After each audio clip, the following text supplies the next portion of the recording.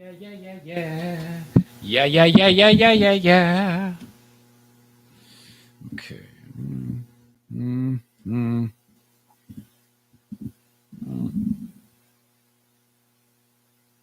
Okay, I'm ready. I'm ready.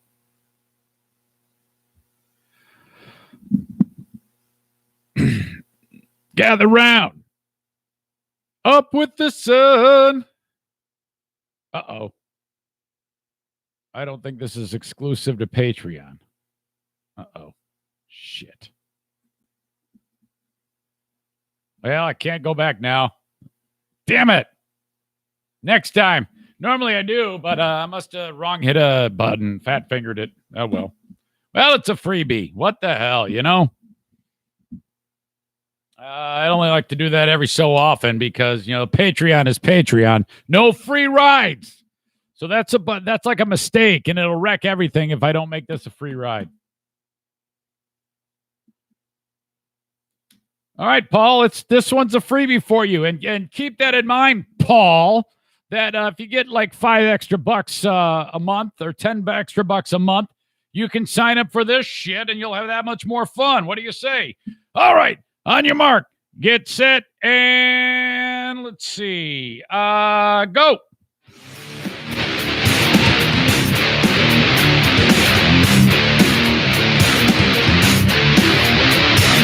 And now, here's a guy that proves there is no vaccine against stupidity. It's the Eric Zane Show podcast with your host, Eric Zane. Hey, welcome to the Eric Zane Show podcast. Here we go. We do this each and every weekday. Right here. Hold on. I wish I could do that. I would trade all of this, which isn't a lot, and to be able to play a guitar, I was actually debating that the other day. I was going for a run, and oftentimes I'm with my own thoughts as I elevate my heart rate for extended time. No big deal, and I should learn to play the guitar. I should try doing this for like 100th time. Put in my 10,000 hours, my Malcolm Gladwell. So if I can do it, okay, let's say I put in 100 hours a week. That would be 50 weeks would be what? 5,000 hours, right? Okay. 100, I can't do the math. I'm not going to try. It's impossible. If you can't even muster the math of the hours going into it with all these people staring at you, what makes you think you'll be...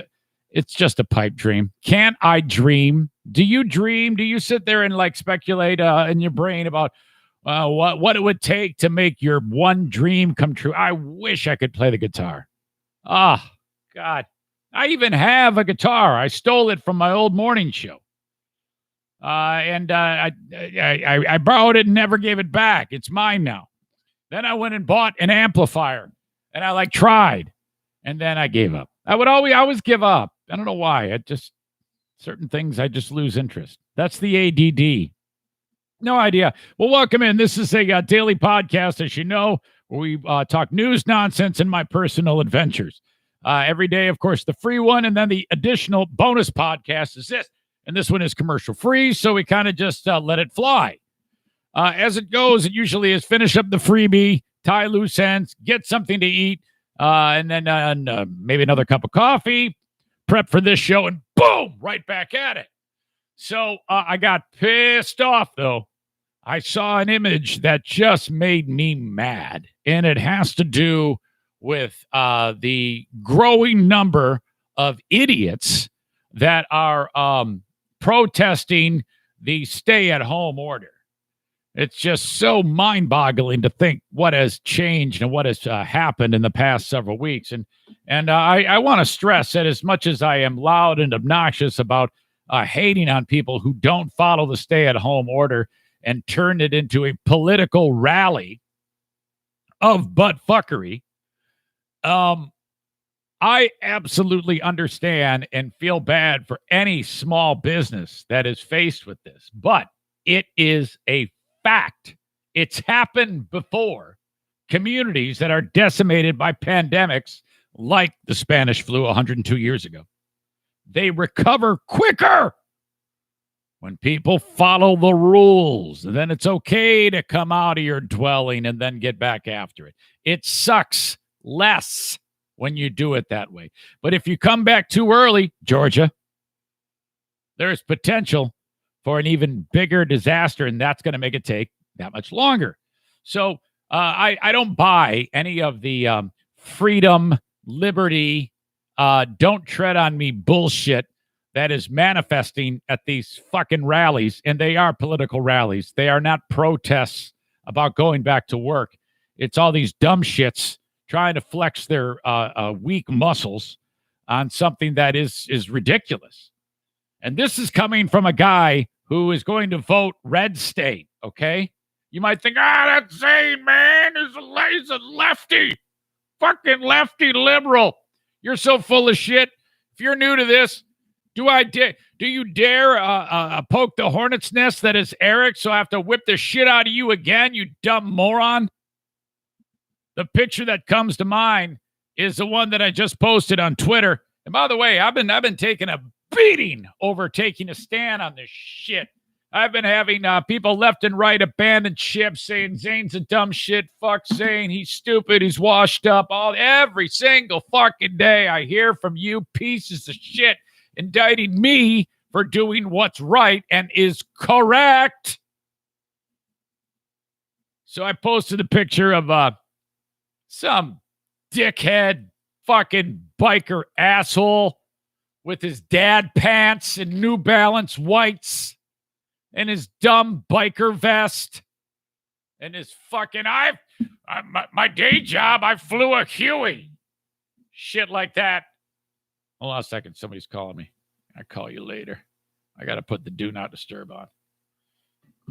My day job, I flew a Huey in the rice paddies. Yeah, I get it, man. You were a nom. God bless you for that. You're a young man at the time, scared shitless, fought for our freedom. I get all that.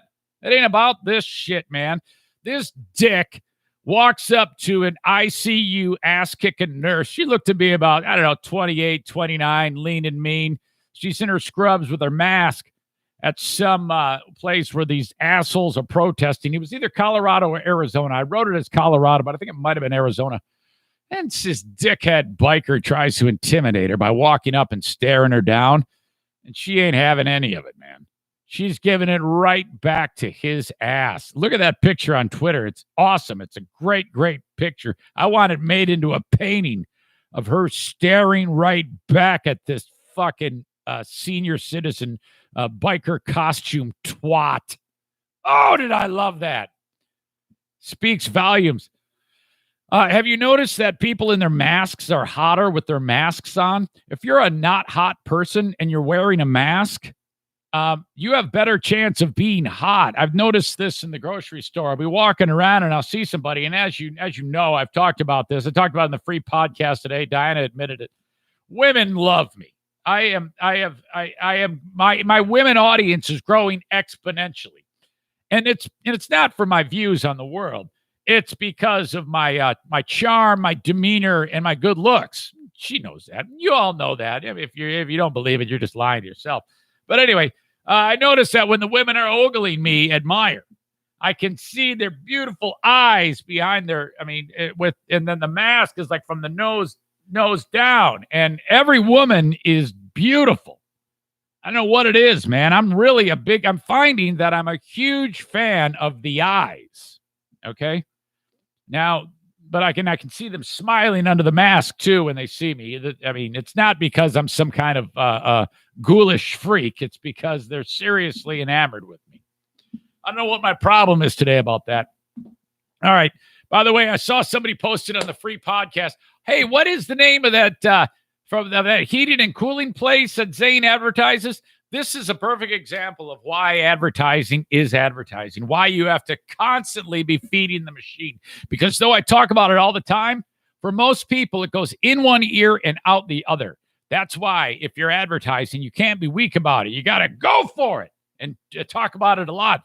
Now, most people do know that it's that guy, Joe Martinez from A&E Heating and Cooling, but it just goes to show, I've been talking about Joe for the last year. And someone's like, and this person I know listens all the time. Isn't there a heating and cooling guy that yes, what? All right. Let's take a look and welcome in the crew that is here. We have a pretty good group. Dean is in the house. TK, Melinda, how are you? Brian, Nick, Jason. My gosh. Kenneth says Eric bounces back and forth day to day between talking shit about himself and then stroking his own ego. Ego cracks me the fuck up. Yeah, me too. Me too. Let me tell you. All right. By the way, folks on the Patreon yesterday, there was a guy on there. I forget. I think it was Bill Odell, something like that, who was causing all sorts of trouble on the Facebook live stream. The weirdest thing happened. I heard from another member of the audience, and that person said that was him using a fake account. And I didn't respond to it. I was like, why? I didn't want to get into it with the guy. But I think it was a regular listener, I'm pretty sure, who loves the show, but for one reason or another was doing what he was doing. And I, for the life of me, cannot figure it out. I was confused. No idea. Takes all types, I guess. All right. Yesterday was I didn't cover this in the free podcast, but I was considering it. In fact, I had it written down, but I didn't do it. Damn it. We were this close to another historic Code Brown. And man, I rolled the dice like you wouldn't believe. And had this have happened, it would have been a full-on, it caught in no man's land, nothing but a car seat full of feces moment. It was terrible. Now, it didn't happen. I lucked out, but this was an adventure to say the least, and full of all sorts of issues. Okay, let's back up, and I'll try not to make it too gross for you. It won't be anything more gross than what I've already said. It's just the struggle to get there, to find a toilet. My God. It's like everything was working against me. I head out on the road. I had 3 stops to make. I had to go to Rick Steinbach's from TC Paintball. I had to drop off his Sugar Mountain. And what that is if you do Fear Bunker trivia with me on Fridays, the winner not only gets $50 from Bennett Flooring Installation, but gets the Sugar Orgy or Mount Sugar or Sugar Mountain. That is all these different types of Little Debbie snacks. So I've got like everything for them. I got the Nutty Buddies. I got the Swiss rolls. I got the honey buns. I got the oatmeal cream pies. I've got the star brownies, all of this shit. And I'm delivering it to his house. And I'm just going to drop it off on the porch. Halfway there, I feel this pain in my abdomen. And it's no joke. I'm like, uh-oh, this is bad. This is my body saying you have moments. And it's like real intense cramping for like 20 seconds. And then it, as quickly as it hit, it stops. You've had this happen, all of you, a million times. You know, time is drawing near. So I'm on my way to Rick's. I get there, drop it off, no big deal. Wave to the kids, wave to Rick. Bye-bye. See ya. Smell you later. Literally. Drive off. On my way now to Aldi. No more pain.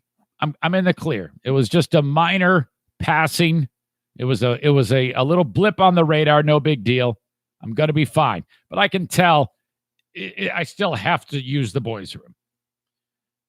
I take the extra minute that I have and do a quick Eric Zane Show podcast instant interview on Instagram. I hate saying Insta.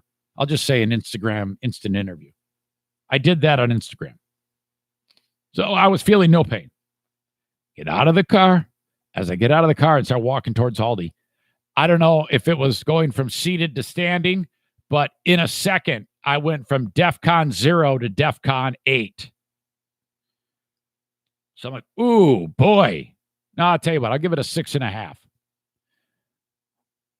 I go into the restroom at Aldi. I open up the door. They've got a urinal, a sink, and a stall. I go, perfect. grab the handle on the stall. It's locked. I look underneath. No feet. What's going on here? I'm like, I don't recall the governor saying in COVID-19 we will be fighting this by locking the stalls in the restrooms of the bathrooms of the stores that are open. So I don't know what happened there, but I was concerned. I was like, what do I do now? I got to shop here. Well, I'm going to roll the dice again and hope it doesn't come up craps. Hey-oh! Get my cart. Shop. Shopping's so weird these days. God, I can't stand it. Everybody's creeped out. But people mind their P's and Q's pretty good, though. Keep my distance. Get my stuff. Pay for it. Load it into the car. Bring the cart back. I'm in discomfort now.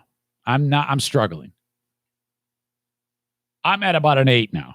I get in the car. All I got to do is drive to Meijer, pick up the last few things I need, and I'm done. I've been doing my hand sanitizer, wiping shit down, mask, everything. Get in the car. My dad calls. I don't know why I picked it up. I should have just let it go to voicemail. But I'm driving to Meijer. While I'm talking to him, halfway between Aldi and Meijer, which is maybe 3/4 of a mile, I get hit with one of the worst attacks of colon movement that has ever existed. I've got the idea that my colon is twisting up like when you're wringing out a wash rag. It's so painful. And my dad said, "Hey, what's wrong, guy? You sound like you're not really paying attention to what I'm saying, guy." Uh-huh. Yeah, it's cool. Yeah. How's Norman doing? Yeah, he's getting better. Okay, all right. Go over the railroad tracks. Is right in Jenison. It's at this point that I actually thought I'm not going to make it. I'm going to poop my pants right in the seat of the car. And I'm stopped at that light actually before the railroad tracks. Way is taking forever to cross. I'm like, come on. Dad's talking. I'm not answering. He knows something's up. You all right? You doing something else, guy? Yeah, I'm trying to hold the shit in my butthole. Dad, I gotta drop you. I gotta run into Meijer. I don't want to be talking. I didn't tell him. Are you wearing a mask? Yes, man. Every time. Do you have a mask? Yes. Where are you? I'm in the car. Okay. Do you know Norman has COVID-19? Yes, Dad. We've talked about it 300 times. Okay, guy. Call me back. When this is all said and done, I call him back. He goes, hello? Hey, Dad. How are you? Hey, how you been? I just talked to you. Oh, yeah. Okay. It happens. Hang out with Dad. I'm dying. It's so bad. One of the worst ever. I don't know how I made it, man. But it got to a point where as I'm walking into Meijer, all I got to do is make a right and go up the steps, and I'm there. But all the way up the steps, I'm thinking, I give myself a 50-50 shot at getting there. It was that excruciating. Terrible discomfort. Whip open the door. 2 urinals, 2 stalls. I see feet. 1 stall taken. Grab the other door. Please don't be locked for whatever reason. It's not. Oh, thank God. Dumb and Dumber moment. Here we go. Now, right away, though, I'm thinking about the guy next to me. This is going to be so horrible. What a dynamic. Sitting there, he's probably looking at his phone, and some idiot is going to sit here and just blow the thing up. So I start flushing. I'm reaching over, flushing it while all the other functions are happening. And I just keep going down. It finishes flushing. I flush it again. I'm just holding it down. Oh my God. Because I was like, I'm not going to put this poor son of a bitch through that. He's probably a worker. He's probably just sitting in there beating off, for God's sake. Doesn't have to have it ruined by some idiot like me. Woo! That was rough. Really rough. My God. All right, totally different topic. boy, I've been racking my brain about whether or not I told this before. I don't want to look at the comments because if I start telling the story and then I say it says you already told us this, I'm going to feel like shit and feel like I'm losing my mind. This was the dynamic in the household the other day. I hear Diana say, you know, I really want a new iPad. Yeah? Yeah. I would like to get it. And, I was thinking maybe it could be a Mother's Day present combination with my anniversary present. You have a loved one that does that, starts to buy it in advance or ask for it in advance. And she goes, to see this one, it's this one. I want this one. And I thought to myself, well, that would be nice to get her, I think. And so I thought she was giving me like an idea, the way she presented it. And so I'm standing over her shoulder and she's looking at it. And I go, oh. And I didn't say anything. I just like filed in my brain as if that's what she wants, I'm going to have to get her that. And I'm totally down with that. Whatever. It sounds like if that's what she wants, I'll be happy to accommodate that. I didn't say anything. So I just went, oh, yeah, that's an iPad. All right. I didn't say another word. And about 10 minutes later, the temptress comes walking in here and she goes, well, I bought it. And I go, you bought what? She goes, I bought the iPad. I go, wait, what? What did I miss? No, you did? Yeah, I did. I bought it for my Mother's Day gift and for my wedding anniversary gift. And I'm like, well, I was going to buy you that. I mean, what are you talking about? We didn't like have the conversation didn't go that far where I was like, and it's not like I have to look at you and say I approve, but I did want to buy that for you, and I didn't say yeah, go for it. I mean, typically we do discuss. Like if I wanted to buy something that was big, like let's say I wanted to buy a new piece of equipment here. I would go and bring it up with her at least and just see what she said. I might have to convince her, but ultimately she would probably say, yeah, you should. But I would at least offer her, I would extend it and talk about it. I wouldn't just go and say, yeah, hey, I want this. Hey, I bought this. You know what I mean? So I was like, well, and then I go, well, what did you use to, because we have like a debit card and then like a credit card. Now, I don't like to use the credit card at all. Something about the whole idea of buying something on credit. And then when the bill comes, you're like, you like blow it off and you do that enough times. And then that money adds up. And then next thing you know, you're in debt, 3 bills, $3,000 or whatever. Oh yeah, I used the credit card. You did use the credit card? What the fuck you use the credit card for? Well, the debit card wouldn't work. I go, what? So then I'm panicked that there's no money in there. I look it up. There's still money in there. I go, I don't know what you did. I have no idea why that happened, but I mean, this whole thing is fucked. You didn't even, you see what I mean? I'm meaning to tell you that story. That's just one of the little things that drives me crazy. So you've heard about people with getting their stimulus checks. There's this guy in the news in I forgot what community this was. Doesn't matter. Guy gets the stimulus checks, not in Michigan, and he agrees to donate it. Or actually, he comes up with the idea. He works heating and cooling like Joe Martinez. And the thought process is, hey, I'm going to go ahead and I'm still working as an essential worker and I haven't had any a drop in my business. So I've decided I'm going to donate the money. So he put on his Facebook post or on his Facebook page, hey, I'm giving $1,200 to someone. Tell me your story and somebody's going to get this money. Kind of like, I guess he's just then deciding based on need or maybe a drawing. I'm not really sure how he did it, but he did give the money away. I don't know how the TV station got a hold of it. Maybe somebody tipped him off that somebody did something nice. But there's a twist in here in this story that you'll hear that is just this guy who gave away the money is getting screwed right in the butthole on this story. It seems that the guy, his name sounded familiar to somebody in the newsroom and said, hey, we got to do a background check on this guy that's giving away the money. And Boy, it's kind of ugly. If I was him, I wouldn't have been happy at how this turned out. Check this story out.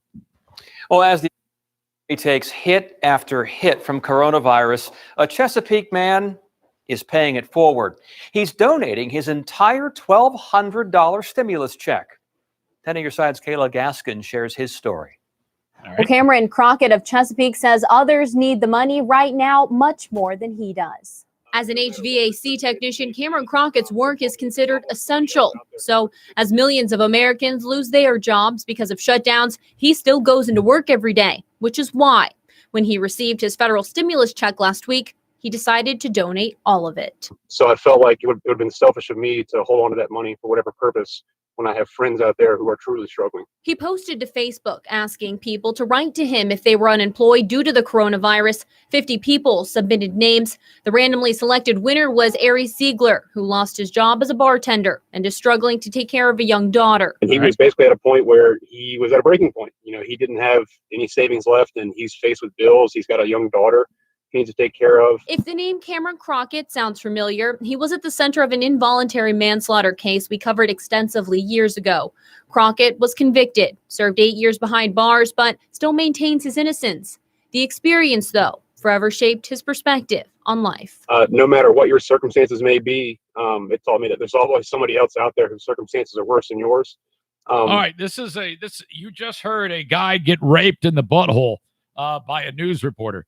He doesn't comment here at all about that.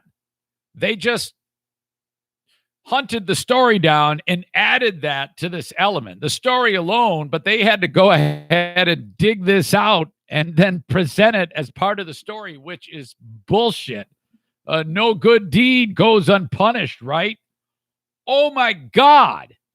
I don't know. I don't think that this is cool at all. And for me, I could have held on to the money to try and buy a house, put it towards that, or any number of things. Like I said, I figured it'd be selfish. They needed to include where the chick says, so how do you feel about when you killed that guy? Or how do you feel about when you went to prison for supposedly killing? It was a car accident, by the way. For me to do that when I have friends out there who are faced with the very real threat of not being able to maintain a roof over their heads at all. And Crockett is encouraging others, if they can, to donate their stimulus checks as well. Yeah. I'm Kayla Gaskins, 10 on your side. That is bullshit. God, how would you like to be that dude? He's thinking he's getting, he's finally turned the corner. He's got a couple of good deeds under his belt. He's trying to put the whole involuntary manslaughter thing behind him. And out of the blue, a punch from the back of the room. Oh, yeah. This is the same guy who was convicted of involuntary manslaughter, but he says he didn't do it. He spent 8 years behind bars. He says, go ahead and donate your $1,200. Ugh. I don't know. That doesn't feel right at all. Damn it. One more for you. Who says the Amish don't know how to party? This out of Ohio. I didn't expect this, but the Amish in Ohio are breaking the stay-at-home order, not by working all the time and sitting there and having bad BO and dressing weird, but by partying their asses off. Man, you thought that they were people that would do it on the beaches of Miami were stupid. The Amish are just as dumb. Check this out. Geauga County Sheriff's deputies tell us they were here in Huntsburg Township early Sunday morning after receiving a 911 call. Sheriff's Dispatch, Javins. There's a bunch of Amish people over on Flemingsburg Road. Deputies tell us that around 100 people were having a party this weekend, despite the Amish creep me out, man. I can't. Whenever I'm around these people in their old gear and their buggies and their weirdo beards, I can't handle it. State's stay-at-home order, which is designed to help slow the spread of COVID-19. And when we got there was a barn full of people. Some of them ran. Some of them there was one that was too intoxicated to run, had to be transported by ambulance. Why is there not video of this? The sheriff said one person was arrested on a disorderly conduct charge. Another issued a summons for violating the stay-at-home order. and 2 were charged with underage consumption. The Fox 8 I-Team received these pictures a couple weeks ago from residents concerned that the Amish were not following the governor's orders. And in the picture, it shows a bunch of Amish women wearing those really, really long, old school blue dresses like you might see in the movie The Village with the bonnets, and they're playing volleyball. You'll be able to see all of this. I'll link it up in the comments or in the news of ericzaneshow.com. The party took place just days after the Geauga County Health Commissioner sent a letter to bishops in the Amish community advising them that he has seen an increase in COVID-19 cases in the Amish community. It doesn't surprise me. It is disappointing. I wish it wouldn't happen. Those folks are all placing themselves at risk. The Geauga County Health Commissioner says all residents in Ohio must follow the state's stay-at-home order and practice social distancing. I'm glad that the sheriff's office was there to do something about it, to intervene and to put them on their way. The health commissioner has also asked the Amish bishops to close churches for the rest of the month to help protect everyone. Look, it truly is here. These are your brothers and sisters and mothers and fathers and grandmothers and grandfathers. And so we all need to the Amish, come for the BO, stay for the COVID. Do what we need to do to protect them as well as ourselves. In Geauga County, Peggy Gallick, Fox 8 I-Team. There you go. There you have it. Everything I'm talking about, I'll link it up. I appreciate you for being part of the free podcast. This one is free, I shouldn't say. The next one I'm charging you for.